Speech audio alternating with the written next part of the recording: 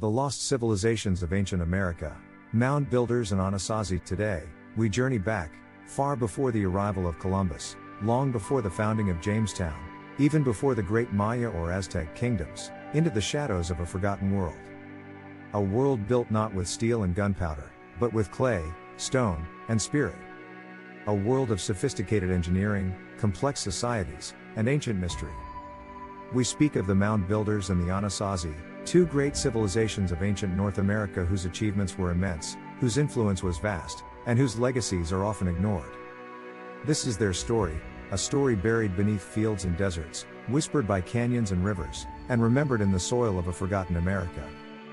Before the colonists, before the conquerors, most of us were taught that before 1492, the Americas were an untouched wilderness, scattered tribes, simple tools, a primitive life. But this is a lie. This myth erases millennia of native innovation and hides the truth. North America was alive with cities, trade networks, and cultural complexity. Long before European contact, two major cultures thrived in what we now call the United States: the mound builders of the Mississippi and Ohio River valleys, the Anasazi, or ancient Puebloans, of the American Southwest. Both civilizations left behind massive ruins, sacred geometries, and echoes of genius that we are only beginning to understand. The mound builders. Who were the mound builders? The term mound builders isn't a name they gave themselves.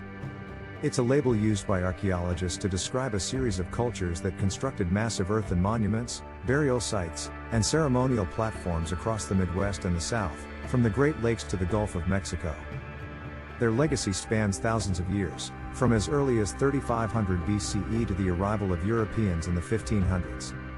The most prominent cultures in this lineage were the Adena, circa 1000 BCE to 200 BCE, the Hopewell, circa 200 BCE to 500 CE, the Mississippians, circa 800 to 1600 CE. Each culture expanded on the achievements of the one before it, building larger mounds, creating more advanced societies, and leaving deeper imprints on the land. Monumental mounds, earth as sacred geometry. Imagine for a moment a vast landscape where the earth itself has been shaped into massive cones, pyramids, effigies of animals, and geometric alignments. The Adena built some of the earliest burial mounds, simple, round hills over the graves of important individuals. But the Hopewell took this to another level. They built enclosures and mounds in perfect circles, squares, and octagons, some over 1,000 feet wide. Without metal tools, they moved millions of tons of earth with baskets alone. Sites like Newark earthworks and Mound City show an obsession with astronomy, measurement, and symmetry. They aligned their mounds with solstices, lunar cycles, and stellar events. It is as if the earth itself was a calendar, a temple, a map of the heavens. Cahokia, America's forgotten city. But the crown jewel of the mound builders was Cahokia, located near modern-day St. Louis. By 1100 CE, it was the largest city north of Mexico, with a population of 20,000 to 40,000 people, larger than London at the time. At the heart of Cahokia stands Monk's Mound, a massive earthen pyramid the size of 14 football fields, taller than a 10-story building. Around it were plazas, residential neighborhoods, temples, and a wooden solar calendar known as Woodhenge. Cahokia had roads, trade routes stretching from the Great Lakes to the Gulf, and social stratification with elites and laborers. It was not a primitive village, it was a complex urban civilization. And yet, by 1350, it began to decline. The reasons are still debated: environmental collapse, resource exhaustion, warfare, internal upheaval. But the city faded, its memory buried, and its builders forgotten. Myths, misunderstandings, and erasure. Early European settlers refused to believe that Native Americans had built such advanced structures. Some claimed the mounds were made by Vikings, lost Israelites, or Atlanteans. They couldn't accept the truth: America had a history long before it was discovered. It was deliberate historical erasure. The mounds were flattened, looted, ignored. But now, archaeology is rewriting the story, and the mound builders are finally regaining their place in the timeline of civilization.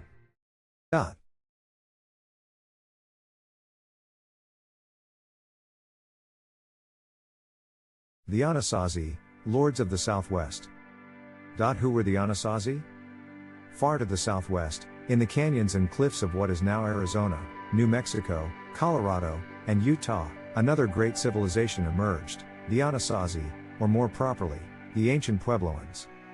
From about 200 CE to 1300 CE, they built a society of astonishing complexity, adapting to one of the harshest environments on the continent.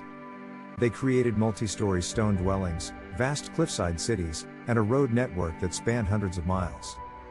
Chaco Canyon, the spiritual heart at the center of their world, was Chaco Canyon, a desert valley that became a ceremonial, political, and astronomical hub. Here, they built great houses, massive stone structures with hundreds of rooms, kivas, underground spiritual chambers, and intricate masonry.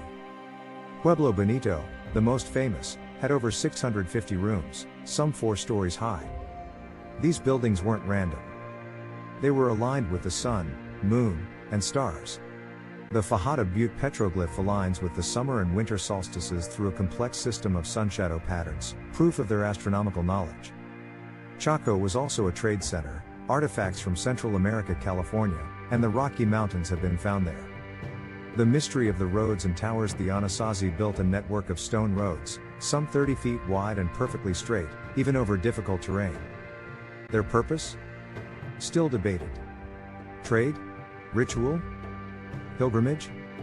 They also constructed watchtowers, dams, and reservoirs, complex engineering in a dry, unpredictable climate.